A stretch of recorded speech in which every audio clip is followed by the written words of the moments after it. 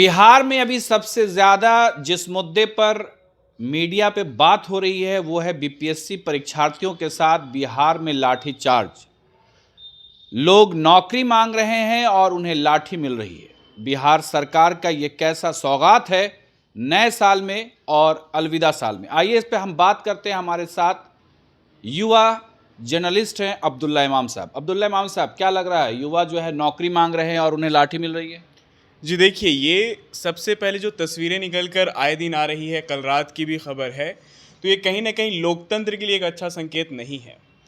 क्योंकि युवा जो है वो अपने घर की खर्ची मांगने नहीं गए हैं सरकार के पास में, वो अपने भविष्य के लिए मांगने गए हैं। और भविष्य भी उनका संवरेगा, लेकिन उनके साथ साथ बिहार की तरक्की होगी, हमारे देश की तरक्की होगी।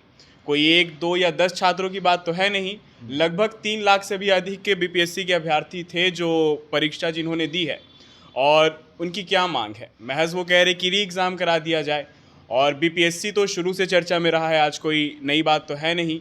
और जब वो सरकार से ये मांग करते हैं कि री एग्ज़ाम करा दी जाए, जांच करा दी जाए, तो बदले में क्या मिल रहा है वो पूरा देश देख रहा है, जिसके लिए बिहार की छवि धूमिल हो रही है। सरकार को लोग निशाने पर ले रहे हैं।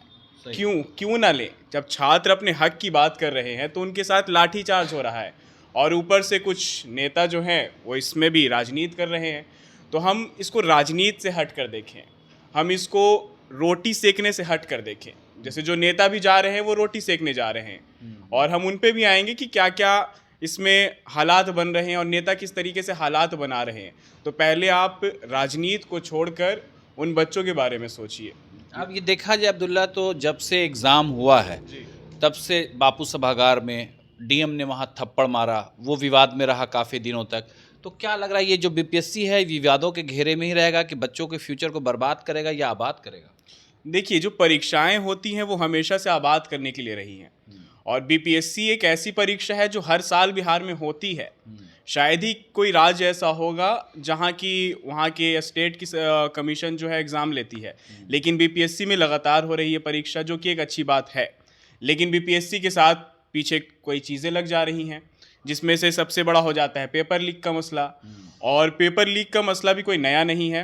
तेजस्वी यादव भी थे, उस टाइम भी इस तरीके की मामला आया था, जिसमें तेजस्वी यादव से पहले भी आया तो उन्होंने विरोध किया। लेकिन ये पेपर लीक का मामला रुक नहीं रहा है, और छात्र अपने मन से या अपनी मर्जी से तो आंदोलन पे नहीं उतरे हैं। हालात ऐसे बने कि उनको मजबूरन उतरना पड़ा, क्योंकि देश में हमारे जहाँ लोकतंत्र है तो आंदोलन ही एक जरिया लगता है कि हम सरकार से अपनी बात को मनवा सकते हैं, पहली चीज़। और दूसरी चीज़ कि जब बापू सभागार जहाँ से ये पूरा विवाद शुरू हुआ है, वहाँ पेपर सील जो होता है वो सील क्वेश्चन पेपर नहीं आया। पहले वहाँ छात्रों के कान खड़े हुए, दूसरा कि कुछ देरी से वहाँ मिला। और जब बच्चे इसी बात को पूछने गए परीक्षा केंद्र के जो भी वहाँ पर मौजूद पदाधिकारी थे, तो डीएम साहब ने उनको थप्पड़ रसीद कर दिया। वहाँ से विवाद शुरू हुआ, और ये विवाद धीरे धीरे बढ़ते गया, और सरकार की चुप्पी, नीतीश कुमार की चुप्पी और सरकार का एकदम एक तरीके से इग्नोर कर देना, ये आज विकराल रूप ले चुका है आंदोलन। किस तरीके से कल रात में लाठीचार्ज हुआ है छात्रों के ऊपर में सभी ने देखा, और ये तस्वीरें बार बार मैं कह रहा हूँ लोकतंत्र के लिए सही नहीं। जाड़े के टाइम में वाटर कैनन से उनके ऊपर पानियों का बौछार हो, और पानी बौछार के साथ साथ फिर उनसे लाठी से वार हो, क्या लग रहा है? ये मैं बार बार लगातार इस चीज़ को कह रहा हूँ, और बतौर जर्नलिस्ट, बतौर युवा, क्योंकि मैं भी एक युवा हूँ, और युवाओं का दर्द हम युवा से बेहतर कोई नहीं समझ सकता है। जब आप 20 साल 22 साल के हो जाते हैं तो सबसे बड़ी आपके कंधों पे जिम्मेदारी आती है कि आप एक नौकरी लो। ठीक है, 4,83,000 छात्रों ने आवेदन दिया, 3 लाख से अधिक बच्चों ने एग्ज़ाम दिए। तो 3 लाख से भी अधिक बच्चों के भविष्य का सवाल है। ये कोई बाहर के बच्चे नहीं, हमारे बिहार के बच्चे हैं। तो ये नीतीश कुमार जो चुप्पी साधे हुए, उनको जागना चाहिए। 25 में विधानसभा चुनाव है, तो वो विधानसभा चुनाव के तोड़ मोड़ में तो अभी से लग गए हैं। ठीक है, लेकिन इन सब चीज़ों से पहले हमारे अपने बिहार के बच्चों का भविष्य देखना होगा।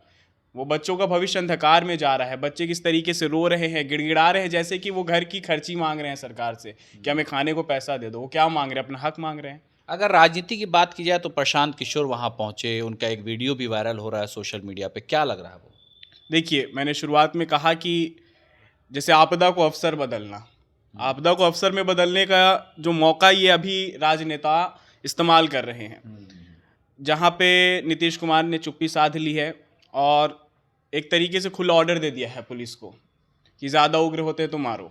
पुलिस बर्बरतापूर्ण तरीके से पिटाई करती है, इतने जाड़े में, ठंड के मौसम में पानी की बौछार कर कर मतलब उनको हटाने की कोशिश कर रही है। और दूसरी तरफ ये हमारे प्रशांत किशोर, जिनका आपने जिक्र किया, बिहार में जनसुराज पार्टी लाई, 25 में विधानसभा के चुनाव होने वाले हैं, पूरा ध्यान उनका उसकी तरफ है। और उसी ध्यान को लेकर वो कहीं ना कहीं राजनीति की रोटी सेकने वो उस आंदोलन में गए थे। एक वीडियो वायरल जो हो रहा है उसका आपने जिक्र किया, तो उस वायरल वीडियो में वो वही कहते नजर आ रहे हैं, आउट ऑफ फ्रस्ट्रेशन, गुस्से में उनका मुंह से निकल जाता है कि कम्बल हमसे लोगे और तुम नेता बन रहे हो। और जो कल का आंदोलन हुआ उसमें कहीं ना कहीं प्रशांत किशोर नेतृत्व कर रहे थे आगे आगे, लेकिन जैसे जैसे वो नज़दीक बढ़ रहे थे और वो गोलंबर के पास में पहुंचे, वो आंदोलन को छोड़कर पीछे से चले गए। इस बात से छात्र नाराज हुए। इस बात से जब नाराज हुए तो छात्रों ने उनके खिलाफ नारेबाजी की कि प्रशांत किशोर क्यों आए, हमारे ऊपर लाठी डंडे खिलवाने के लिए आए, या फिर सरकार की साठ गांठ है कि सरकार ने बोला वहां से उठा के यहाँ लाओ तब यहाँ लाठी चलवाएंगे। तो बस इसी से छात्र जो है आक्रोश में है प्रशांत किशोर से। और प्रशांत किशोर का बयान बिल्कुल कहीं से भी सही नहीं है कि कंबल हमसे लोगे और तुम यहाँ नेता बन रहे हो। तो समझिए कि छात्रों के भविष्य के ऊपर भी जब राजनीति का खेल खेल रहे हैं ये नेता, तो बिल्कुल भी सही नहीं है। बिहार के लिए सही नहीं है, बिहार के भविष्य के लिए सही नहीं है। हम बिहार की ही बात करेंगे, हम बिहार के बच्चों की बात करेंगे, बिहार के भविष्य की बात करेंगे, लेकिन इस तरह के नेता वहाँ पर जाके अभी भी राजनीति की रोटी सेकने में लगे हुए, जो समझ से बिल्कुल परे है।